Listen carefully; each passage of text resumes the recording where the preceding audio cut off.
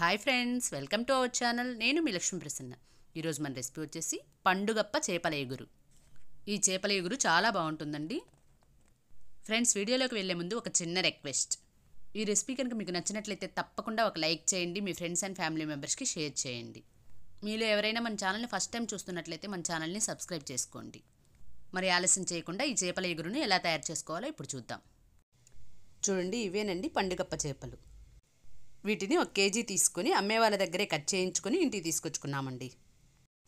ముక్కలను ఇంటికి తీసుకొచ్చిన తర్వాత వాటిని ఉప్పు వేసి శుభ్రంగా కడిగి తీసుకోవాలి. ఎక్కడా పులుసు అనేది లేకుండా శుభ్రంగా కడిగి తీసుకోవాలి. ఈ చేప ముక్కలు చాలా మెత్తగా డెలికేటెడ్గా ఉంటాయండి.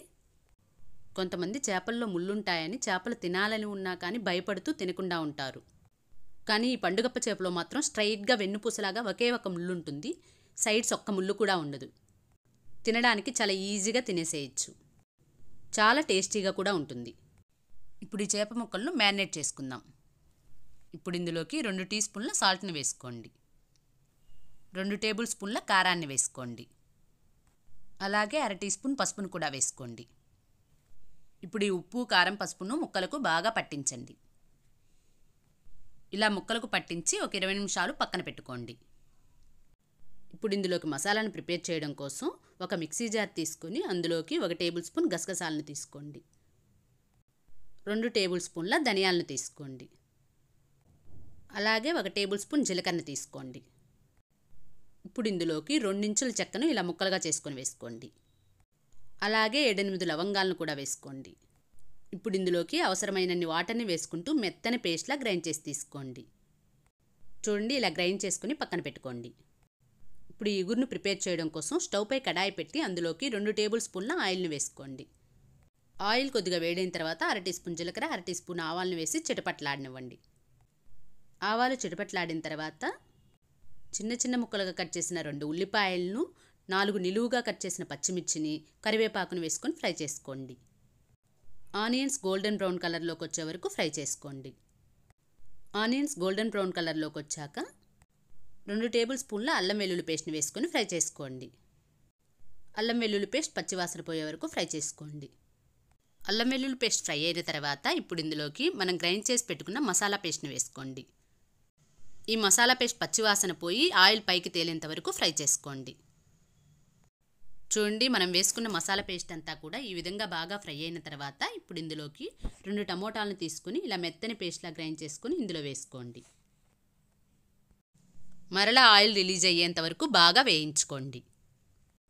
చూడండి, ఇలా ఆయిల్ రిలీజ్ అయ్యేంత వరకు వేయించుకున్న తర్వాత ఇప్పుడు ఇందులోకి కొద్దిగా సాల్ట్ని వేసుకోండి. అలాగే 1/2 టీ స్పూన్ పసుపును కూడా వేసుకోండి. 2 టేబుల్ స్పూన్ల కారాన్ని వేసుకోండి. ఇక్కడ ఉప్పు, కారం అనేది మనం ఆల్రెడీ ముక్కలకు పట్టించున్నాము. చూసుకొని మీ రుచికి తగ్గట్టు ఉప్పు, కారాన్ని వేసుకోండి. ఇవి వేసుకున్న తర్వాత 1 నిమిషం పాటు ఇలానే కలుపుకోండి. ఇలా బాగా కలుపుకున్న తర్వాత ఇప్పుడు ఇందులోకి ఒక చిన్న నిమ్మకాయ సైజ్ అంత చింతపండుని తీసుకొని ఇలా చిక్కటి చింతపండు గుజ్జులా చేసుకొని ఇందులో వేసుకోండి. చాలామంది ఈ చేపల ఎగురులో చింతపండును వేసుకోమంటారండి. కానీ నేనైతే కొద్దిగా చింతపండు గుజ్జును వేసుకుంటానండి. ఇలా కొద్దిగా చింతపండు పులుసును వేసుకుంటే కూర టేస్ట్ బాగుంటుంది. చూడండి, ఇలా బాగా ఆయిల్ పైకి తేలేంత వరకు వేయించుకోవాలండి. మనం ఈ గ్రేవీ అంతటిని కూడా ఎంత బాగా వేయించుకుంటామో కూర టేస్ట్ అంత బాగుంటుంది. చూడండి, ఇలా ఆయిల్ పైకి తేలేంత వరకు వేయించుకున్న తర్వాత మనం కలిపి పెట్టుకున్న చేప ముక్కలను వేసుకుందాం. ఇప్పుడు ఈ గ్రేవీ అంతా కూడా ముక్కలకు పట్టేటట్లు బాగా కలుపుకోండి. జాగ్రత్తగా కలుపుకోండి.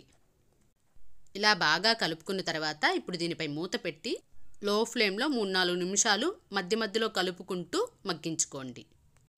చూడండి, ఇలా తిప్పుకుంటూ మగ్గించుకోండి. గరిటెని మాత్రం అస్సలు పెట్టద్దండి. అడుగు పట్టకుండా జాగ్రత్తగా మగ్గించుకోండి. ఇలా మగ్గించుకున్న తర్వాత ఇప్పుడు ఇందులోకి 1 గ్లాస్ వాటర్ని వేసుకోండి. లేదా మీ గ్రేవీకి సరిపడా వాటర్ని వేసుకోండి. ఇలా వాటర్ వేసిన తర్వాత గరిటెని మాత్రం అస్సలు పెట్టద్దండి. ఇలా తిప్పుకుంటూనే కలుపుకోండి. ఇలా కలుపుకున్న తర్వాత దీనిపై మూత పెట్టి మీడియం ఫ్లేమ్లో 8 నుండి 10 నిమిషాలు ఉడికించుకోండి. మధ్య మధ్యలో మూత తీసి ఇలా తిప్పుకుంటూ ఉడికించుకోండి. ఇలా కలిగి తిప్పుకోకపోతే అడుగు పట్టే అవకాశం ఉంటుందండి.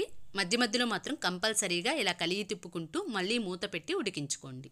అడుగు పట్టేయకుండా చూసుకుంటూ ఇలా కలిగి తిప్పుకుంటూ ఉడికించుకోండి. చూడండి, ఇలా 10 నిమిషాలు ఉడికించుకున్న తర్వాత చివరగా కొత్తిమీరని వేసుకోండి. కొత్తిమీరని వేసుకున్న తర్వాత కూడా ఒకసారి కలిగి తిప్పుకోండి.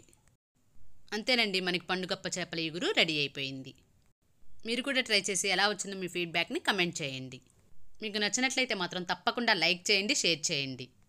Thank you for watching.